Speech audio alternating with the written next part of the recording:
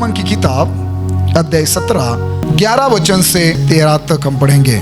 और मैं इस वचन के द्वारा आपको बताना चाहता हूँ आज कि इस्राएल के लिए अपने हाथों को उठाए। इस्राएल के लिए, इस्राएल मतलब याकूब, इस्राएल मतलब परमेश्वर के अपने खुद के लोग। आमीन। इस्राएल मतलब उसकी अपनी कलीसिया, वो लोग जिनको परमेश्वर ने 430 साल की फिरौन की गुलामी से आजाद किया, बाहर निकाला। इस्राएल मतलब वो लोग जिन लोगों के लिए परमेश्वर ने लाल समुद्र में रास्ता तैयार किया। इस्राएल मतलब वो लोग जिन लोगों को परमेश्वर ने चट्टान से पानी पिलाया, स्वर्ग से मन्ना खिलाया, स्वर्गदूतों की रोटी खिलाया। इस्राएल मतलब वो लोग यानी कि आप लोग जिनको पापों से, शापों से, बीमारी से, नशा से, बंधन से परमेश्वर ने आजाद किया। इस्राएल मतलब वो लोग जिनके लिए यीशु मसीह ने क्रूस पर अपनी जान दी, अपना लहू बहाया। रियल में हम वो इस्राएल नहीं है। इस्राएल मतलब जू लोग, यहूदी लोग जो इस्राएल में रहते हैं। हम अन्य जाति से हैं, लेकिन आज हम आत्मिक तौर पर इस्राएली हैं। आमीन। तो मैं आज आपको सिखाना चाहता हूं कि इस्राएल के लिए अपने हाथ उठाएं। चर्च, यहां व्यवस्था विवरण की किताब अध्याय 25 वाक्य 17 में मूसा ने और एक्सप्लेन करके, स्पष्ट करके बताया है। मूसा कहता है, स्मरण रख कि जब तू मिस्र से निकल कर आ रहा था तब अमालेक ये जाति है, अमालेक ये एक जाति के लोग हैं। तो परमेश्वर कह रहा है कि स्मरण रख कि जब तू मिस्र से निकल कर आ रहा था तब अमालेक ने तुझसे मार्ग में क्या किया। वचन 18, अर्थात उनको परमेश्वर का भय न था, इस कारण उसने जब तू मार्ग में थका मांदा था तब तुझ पर चढ़ाई करके जितने निर्बल होने के कारण सबसे पीछे थे उन सबको मारा। मैं बात कर रहा हूं, अगर आप एक अगवा हैं, आप एक पासवान हैं, आप एक वर्शिप लीडर हैं, आप एक सेवकाई करने वाली टीम के सदस्य मेंबर हैं, आप एक अच्छा विश्वासी हैं, तो आप इस पीढ़ी के मूसा हो। कहे मैं इस पीढ़ी का मूसा हूं और मेरी जिम्मेदारी है कि मैं परमेश्वर के लोगों के लिए, मैं परमेश्वर की कलीसिया के लिए, मैं परमेश्वर के काम के लिए परमेश्वर के सामने जाऊं और परमेश्वर के सामने हाथ उठाकर मांगू कि इस्राएल आशीष पाए, उसकी कलीसिया आशीषित हो जाए, उसकी कलीसिया जयवंत हो जाए, उसकी कलीसिया अपने हर शत्रु पर जीत पाए यीशु के नाम से। ये एक अगुवे की जिम्मेदारी है। और इसलिए मैंने कहा आप इस पीढ़ी के मूसा हो। आज मूसा यहां नहीं है, मूसा स्वर्ग में है, ठीक है ना। लेकिन इस पीढ़ी के मूसा आप हो। इस पीढ़ी के इज़राइल उसकी कलीसिया है। और कलीसिया के लिए आपको परमेश्वर के सामने हाथ उठाना यानी कि प्रार्थना करना, ये आपकी और मेरी बहुत बड़ी जिम्मेदारी है। चर्च, अमालेकी एक सिंबॉलिक, एक उदाहरण के तौर पर एक दुष्ट आत्माओं के, शैतान का एक प्रतीक है, चिन्ह है। यहां मूसा कहता है कि जब तू मिस्र से बाहर आ रहा था, मिस्र से निकाल कर तू वाचा की देश में कनान की ओर जब तू जा रहा था, तेरे बीच में जो थके हुए लोग थे, जो कमजोर थे, निर्बल थे, दुर्बल थे, कलीसिया लाखों की तादाद में आगे जा रही थी, लेकिन कुछ बुजुर्ग, कुछ दुर्बल, कमजोर लोग थके हुए पीछे पड़े थे, पीछे से आ रहे थे। 2 लोग, 3 लोग, 4 लोग, कोई अकेला, ऐसे मिलकर, कोई अगर बीमार है, ऐसे जब पीछे से आ रहे थे, इन अमालेकियों ने उन पर हमला किया। अमालेकियों ने परमेश्वर का भय नहीं माना और इन्होंने, जब परमेश्वर के लोग थके हुए थे, निर्बल थे, तो इन्होंने पीछे से इनके ऊपर हमला किया और इनको मार डाला। एक बात सुनना, शैतान सभी पर हमला नहीं करेगा, लेकिन जो आत्मिक जीवन में दुर्बल है, जो परिस्थिति के कारण, समस्याओं के कारण थके हुए है तो कलीसिया में है, तो चर्च का हिस्सा, जा तो सब कनान की ओर यानी कि स्वर्ग की ओर जा रहे हैं, लेकिन कुछ ऐसे लोग हैं जो थके हुए हैं, निराश है, अकेले हैं, विधवा हैं, कर्जे में है, गरीब है, बीमार है, जो प्रार्थना में कमजोर है, जिन्होंने पानी का बपतिस्मा नहीं लिया, जिन्होंने पवित्र आत्मा का बपतिस्मा नहीं पाया, जो अभिषेक में अभी नहीं बढ़े हैं, जो विश्वास में कमजोर है, वचन में, प्रार्थना में कमजोर है, शैतान हमेशा कलीसिया के ऐसे लोगों को ढूंढेगा और उन पर हमला करेगा और उनका नाश करने की कोशिश करेगा, उनको चर्च में आने के लिए रोकने की कोशिश करेगा, उनको वाचा के देश में वो ना पहुंचे इसलिए उनको बीच में ही खत्म करेगा, उनको कलीसिया से अलग करने की कोशिश करेगा। चर्च, मूसा कह रहा है कि इस प्रकार इन अमालेकियों ने इस्राएल लोगों पर हमला किया पीछे से और उनको मारा जब वो थके हुए थे। और इसलिए परमेश्वर ने कहा, मूसा को कहा यहोशू को कहें जो जवान है। परमेश्वर ने मूसा से कहा यहोशू को कहे, कुछ लोग, कुछ लड़ाई करने का तजुर्बा रखने वाले, अनुभव रखने वाले लोग, उनको निकालो, अलग करो और जाकर अमालेकियों के साथ युद्ध करो, लड़ाई करो। और मूसा ने कहा मैं परमेश्वर की लाठी लेकर मैं पहाड़ की चोटी पर कल जाकर खड़ा रहूंगा, यानी कि मैं पहाड़ की चोटी पर जाकर तेरे लिए और सारे इस्राएली लोगों के लिए दुआ करूंगा, सारी सेना के लिए, सारे योद्धाओं के लिए दुआ करूंगा। अभी ध्यान देना, यहोशू युद्ध भूमि पर है, इस्राएल के जो अगुवे हैं, लीडर हैं, यानी कि सैनिक है, वो युद्ध कर रहे हैं, वहां युद्ध चल रहा है। मूसा ने हारून को और हूर को, दोनों लोगों को साथ में लिया और पहाड़ की चोटी पर चला गया। उसने परमेश्वर की लाठी हाथ में उठाई और अपने हाथ परमेश्वर के सामने उठाए, लाठी के साथ अपने हाथ परमेश्वर के सामने उठाए। मूसा पहाड़ की चोटी पर है, उसने अपने हाथ परमेश्वर के सामने इस्राएल के लिए उठाए हैं, यहोशू के लिए उठाए हैं। मतलब वो यहोशू के लिए और यहोशू के साथ जो परमेश्वर के जो लोग हैं, इस्राएली लोग हैं, उनके लिए वो दुआ कर रहा है कि परमेश्वर तेरे आज्ञा के मुताबिक, तेरे कहने के मुताबिक मैंने यहोशू को अमालेकियों के साथ लड़ाई करने के लिए भेजा है, उसके साथ कुछ लड़ाई करने वाली सेना को, इस्राएली लोगों को मैंने भेजा है। परमेश्वर आज तू यहोशू और उसके सारे साथ के इस्राएली लोगों को विजय दे। मूसा प्रार्थना कर रहा है, उसने यहोशू और सारी इस्राएली लोगों के लिए हाथ उठाए हैं, इस्राएली सेना के लिए हाथ उठाए हैं। लेकिन हुआ ये, जब जब मूसा अपने हाथ को नीचा करता, लिखा है अमालेकी यहोशू और इस्राएल पर प्रबल हो जाते। जब जब मूसा अपने हाथ को उठाए रखता, यहोशू और उसकी सेना यानी कि इस्राएल अमालेकियों पर प्रबल हो जाती है। चर्च, और फिर लिखा है जब ये हारून ने देखा, हूर ने देखा, उन्होंने एक पत्थर लिया, उसके ऊपर मूसा को बिठाया और उन्होंने क्या किया मालूम है? मैं आपको आपकी जिम्मेदारी समझाना चाहता हूं। इस प्रकार मूसा को उस पत्थर पर बिठा दिया और हूर और हारून ने उसके हाथ उठाए रखे। और फिर अगले वचन में लिखा है कि सूर्यास्त तक, निर्गमन 17 अध्याय का वाक्य 12 और 13, 12 वाक्य के आखिरी भाग में लिखा है, मूसा के हाथ सूर्यास्त तक यानी कि शाम तक स्थिर रहे। हूर और हारून के कारण उन्होंने हाथ उठाकर रखे। और लिखा है जब मूसा के हाथ परमेश्वर के सामने उठाए हुए स्थिर रहे, और फिर वचन 13 में लिखा है कि यहोशू ने अनुचरों समेत अमालेकियों को तलवार के बल से हरा दिया। यहोशू का विजय, इस्राएल का विजय, यहोशू की जीत, इस्राएल की जीत। मूसा के हाथ परमेश्वर के सामने इस प्रकार उठाए हुए स्थिर रहे, इस पर यहोशू का प्रबल होना, इस्राएल का प्रबल होना, यहोशू को जीत मिलना, इस्राएल को जीत मिलना निर्भर था।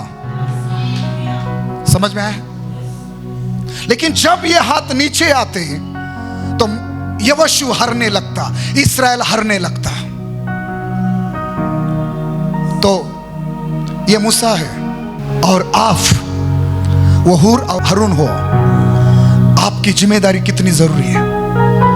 अकेला पास्टर, अकेला कोई प्रेरित परमेश्वर की सेवकाई को आगे नहीं लेकर जा सकता। कुछ ऐसे लोगों की जरूरत होती है जो ईमानदार वफादार होते हैं, जो अपने पासवान के साथ रहने की अपनी जिम्मेदारी को समझते हैं। ठीक है, आज मैं आपको क्या कहना चाहता हूं। पहली बात मैं आपको बोलूं, आपका काम है इस प्रकार इस्राएल के लिए, आपके पासवान के लिए, अपनी कलीसिया के लिए, अपने परिवार के लिए परमेश्वर के सामने यीशु मसीह जो चट्टान है, यीशु मसीह जो सिरे का पत्थर है, उसके पास बैठकर परमेश्वर के सामने हाथ उठाना, प्रार्थना करना, ताकि आपका यहोशू, ताकि आपकी कलीसिया, ताकि आपका परिवार जयवंत जीवन जिए, आशीष का जीवन जिए, सफल हो जाए, तरक्की पाए यीशु के नाम से। सुनो मैं क्या कहना चाहता हूं। आपकी जिम्मेदारी बहन, आप आपके परिवार का मुस्सा हो। आपका पति जब काम पर है, आपके बच्चे जब स्कूल कॉलेजों में हैं, आपकी लड़की जब क्लास में गई है, घुटनों पर जाओ और यीशु को कहे, यीशु मेरी बेटी के लिए मैं तेरे सामने हाथ उठाती हूं, मेरे पति के लिए मैं तेरे सामने हाथ उठाती हूं। तेरा पति जहां नौकरी कर रहा है, बिजनेस कर रहा है ना, वो सफलता पाए बिना घर नहीं लौटेगा। तेरी बेटी, तेरा बेटा सुरक्षित घर आएगा। तेरा पति बिना नशे किए हुए घर आएगा। मैं यीशु के नाम से भविष्यवाणी करता हूं। तेरा पति कुछ भी गलत काम किए बिना घर आएगा।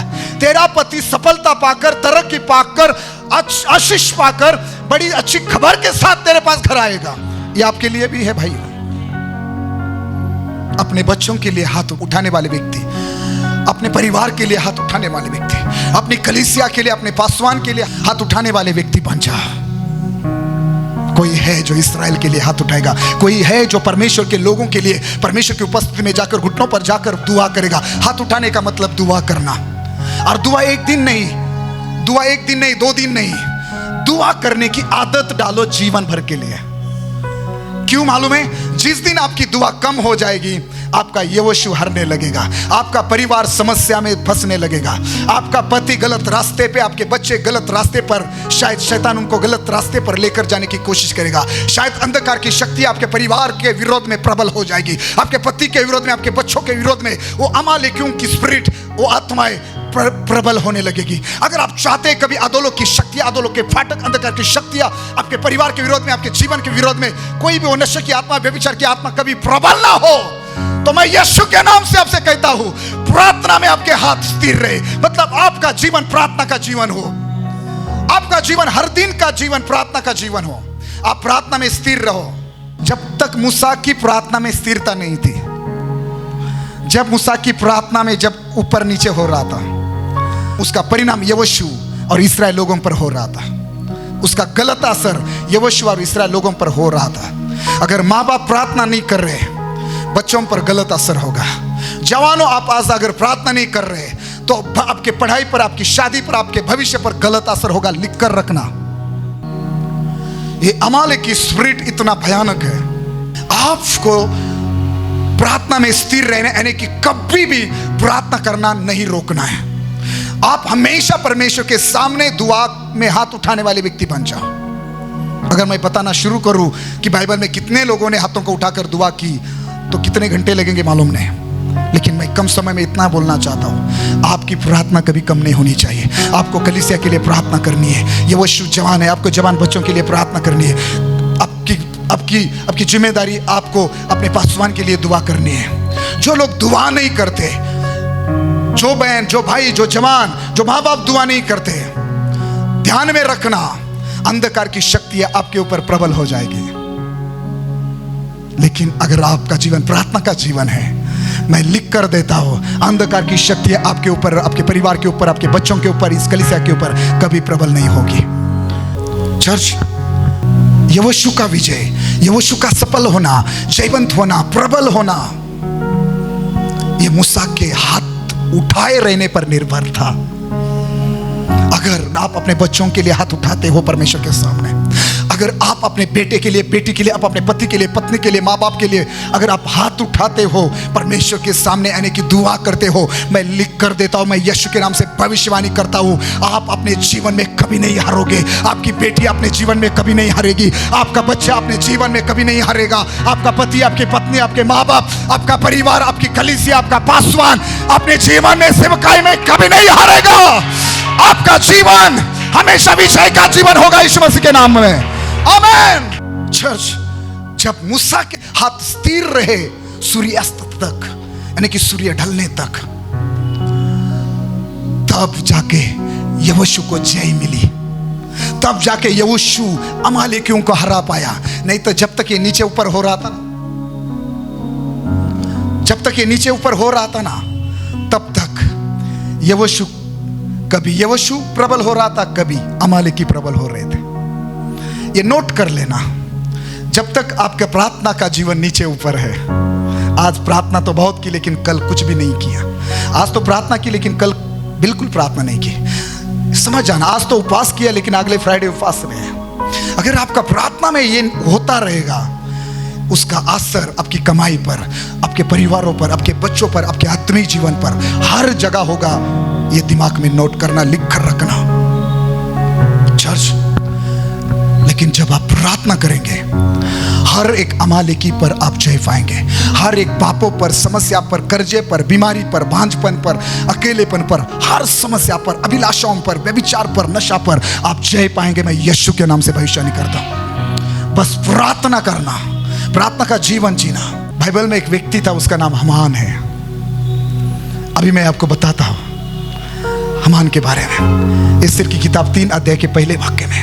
इन बातों के बाद राजा शर्यस ने अगागी हमदाता के पुत्र हमान को उच्च पद दिया और उसको महत्व देकर उसके लिए उसके साथी हकीमों के सियासनों से ऊंचा सियासन ठहराया। राजा शर्यस ने आगागी हमदाता के पुत्र हमान को उच्च पद दिया। ध्यान से सुनना, ये जो हमान है ये अपनी महिमा चाहता था। ये जो हमान है राजमहल में काम करने वाले सभी लोगों से आदर चाहता था। वो चाहता था कि सभी लोग उसकी इज्जत करें। ये हमान जो था ना, उस राजमहल में राजा का सेनापति करके, ये चाहता था कि राजा को छोड़कर सभी लोग उसको मुजरा करें, उसको सलाम करें, उसके सामने झुके। वो सभी लोगों से आदर चाहता था और राजा का भी यही आदेश था। तो जब वो राजमहल में आता या राजमहल से बाहर जाता, सभी लोग उसके सामने ऐसा झुककर उससे प्रणाम करते। लेकिन वहां एक व्यक्ति था जो यीशु को या परमेश्वर को मानने वाला था, उसका नाम था मुर्दकै। उसने कभी उसकी इज्जत नहीं की, उसको कभी इसने प्रणाम नहीं किया, उसके सामने ये कभी नहीं झुका। और जब लोगों ने हमान को बताया कि क्या आपने देखा, ये मुर्दकै आपको आदर नहीं देता, आपके सामने नहीं झुकता। मुर्दकै कौन था? एक ऐसा व्यक्ति जो अपना आदर, अपनी इज्जत चाहता था। क्या आज स्पिरिट ऑफ हमान कलीसिया में है? हमान का आत्मा है? जिसको भी कुछ थोड़ा बहुत आ जाता है ना, वो चाहता है लोग मेरी इज्जत करें, लोग मुझे भविष्यवक्ता कहें, लोग मुझे वर्शिपर कहें, लोग मेरी इज्जत करें। ये हमान का आत्मा है। हमान मर गया लेकिन उसका आत्मा, उसका स्वभाव, उसका कैरेक्टर नहीं मरा। वो आज भी कलीसिया के विरोध में काम करता है। सुनना, बात मैं हमान की कर रहा हूं। ये हमान जब इसने देखा कि ये मुर्दकै मुझे नमन नहीं करता, मेरे सामने झुकता नहीं, मुझे आदर नहीं देता, मेरे सामने नहीं झुकता, क्या किया उसने मालूम है? इसने राजा से बात करके, राजा से अधिकार पाकर, राज भंडार में कुछ संपत्ति, चांदी सोना जो कुछ है जमा करके, कुछ पैसा जमा करके इसने राजा से अधिकार पाया। राजा को कहा कि हमारे देश में कुछ ऐसे जाति के लोग हैं जो यहूदी है, जू है, उनके नियम, उनके कानून बहुत अलग हैं और इनका हमारे देश में रहना हमारे लिए ठीक नहीं है। तो हामान ने कहा राजा को कि मुझे ऐसा आदेश दे दो, मुझे ऐसा हुक्म करो, मुझे ऐसा अधिकार दे दो, ऐसा पत्र मुझे दे दो कि मैं उनको 127 प्रांत में जितने भी यहूदी हैं मैं सबको मार डालूं। और राजा ने उसको वो अधिकार दिया। राजा ने कहा अधिकार तुझे दिया है, लोग तुझे दिए, जाओ तुझे क्या करना है करो। अभी एक दिन तय हुआ, उस दिन सारे यहूदी मारे जाने वाले थे। 127 प्रांत में लाखों या कितने यहूदी थे मैं नहीं जानता, सारे यहूदी मारे जाने वाले थे। मेरा प्रश्न ये है, ये किसकी प्लान थी? ये किसकी योजना थी? हामान की। और मालूम है ये हामान कौन था? ये हामान कौन था? इस 3 अध्याय के पहले वचन में लिखा है, राजा शेरियस ने आगागी हमदाता के पुत्र हामान को उच्च पद दिया। ये आपको वचन में पूरा स्पष्ट पढ़ने को नहीं मिलेगा, लेकिन बाइबल स्कॉलर कहते हैं, सिखाते हैं, ये जो हामान है ना, ये अमालेकियों का राजा आगाग के घराने से है। कौन है ये हामान? अमालेकियों का राजा आगाग। जज 1 शमूएल 15 अध्याय वाक्य 8, ओके 7 और 8। तब शाऊल ने हवीला से लेकर शुर तक जो मिस्र के पूर्व में है अमालेकियों को मारा और उनके राजा आगाग को जीवित पकड़ा और उसकी सब प्रजा को तलवार से नष्ट कर डाला।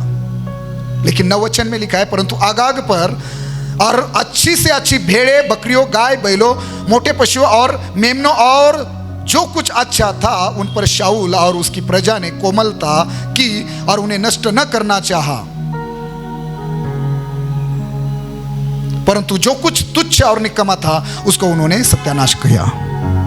सुना, जब इस्राएल का पहला राजा शाऊल को बनाया गया और फिर परमेश्वर ने शमूएल के द्वारा राजा शाऊल से कहा कि जब मेरे लोग इस्राएल लोग मिस्र से आ रहे थे तो इन अमालेकियों ने, जब मेरे लोग थके हुए थे तो पीछे से आकर उन पर हमला किया और उनको मारा। इसीलिए मैं इस पृथ्वी पर से अमालेकियों का नामो निशान मिटाना चाहता हूं, मैं सारे अमालियों को नष्ट करना चाहता हूं। तो अब इस शाऊल को बोल, जा और सारे अमालेकियों को नष्ट कर, किसी को भी मत छोड़ना। अगर अभी पैदा हुआ बच्चा क्यों ना हो या गर्भ में क्यों ना हो, उसको भी जीवित मत छोड़ना, सबको मार डालना। शाऊल गया और उसने अमालेकियों के साथ लड़ाई की, उसने अमालेकियों को मार डाला, लेकिन राजा को जीवित पकड़ा और जो अच्छे अच्छे मोटे पशु थे ना, सबको पकड़ कर लाया। यह सब परमेश्वर की आज्ञा के विरोध में किया उसने। और आगाग को जीवित रखने के कारण ही, परमेश्वर की आज्ञा को पूरा न मानने के कारण ही परमेश्वर ने शाऊल को राजपद से हटा दिया। हमेशा के लिए, हमेशा के लिए उसको परमेश्वर ने हटा दिया और शाऊल, उसका पूरा घराना नष्ट हो गया।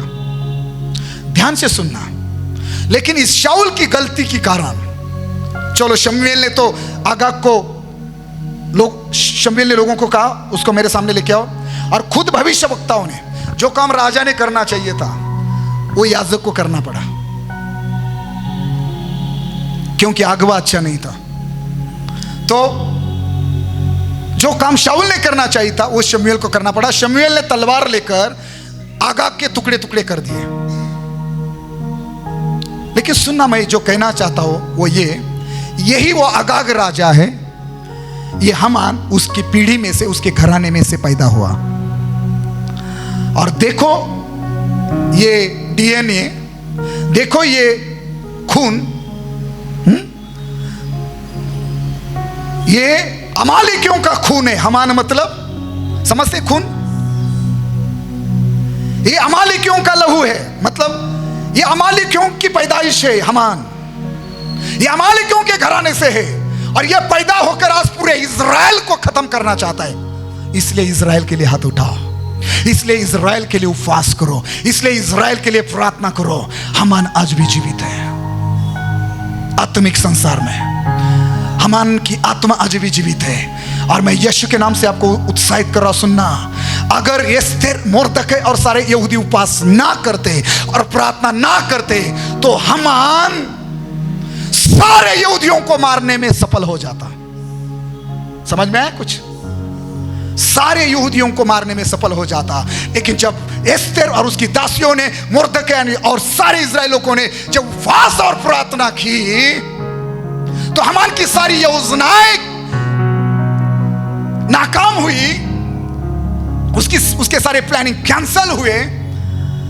और फिर हामान और उसके 10 बच्चे और पूरा घराना मारा गया और सारे यहूदी बचाए गए, सारा इज़राइल बचाया गया।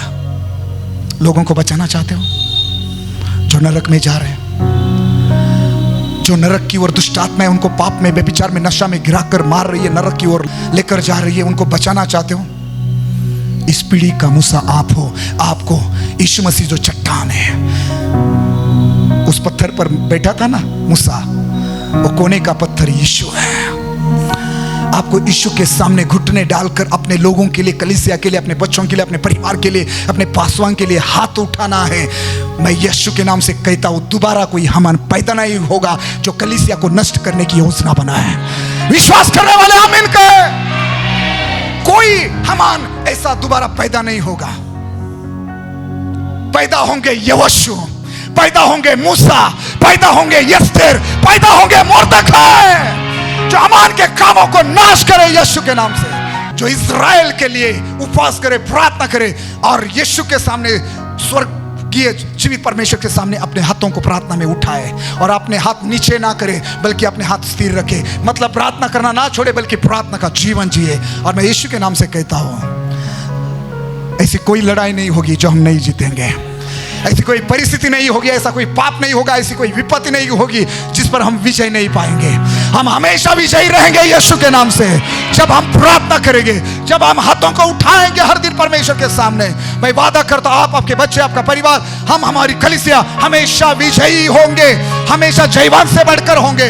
हम हमेशा आशीषित और सुरक्षित रहेंगे यीशु के नाम से। कितने लोगों ने वचन सुना? हाथों को उठाकर कहे आमीन।